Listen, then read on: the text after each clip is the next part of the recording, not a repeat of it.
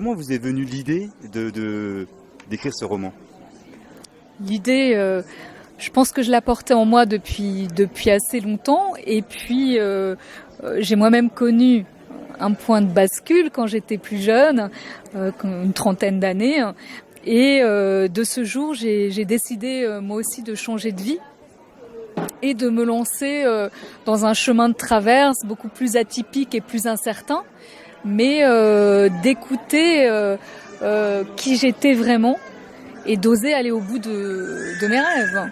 Est-ce que, comme votre héroïne, vous avez rencontré un routinologue? Alors, un routinologue, les gens savent maintenant à peu près ce que c'est. Donc le routinologue, c'est une sorte de captain, my captain du bonheur. Donc lui, il est là pour prendre Camille par la main et lui montrer pas à pas comment réenchanter sa vie et comment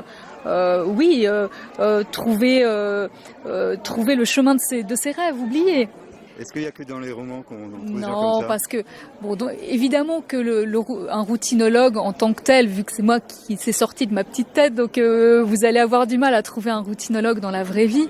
Par contre, Dieu merci, on peut à la fois trouver des accompagnants dans la vie réelle, accompagnants, coachs, thérapeutes, amis ou personnes qui ont pas mal cheminé. Mais mon idée, à terme, c'est de s'approprier les grands principes et de devenir un jour son propre routinologue. Parce que l'idée de fond, c'est de ne plus attendre nécessairement l'aide de l'extérieur, mais de prendre conscience que les ressources, on les a tous en soi.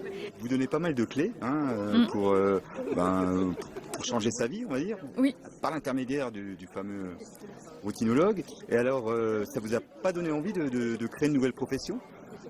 Pensez donc. Bien sûr, forcément, ça m'a effleuré. C'est vrai que dans les premiers temps du livre, il y a eu disons-le, un engouement.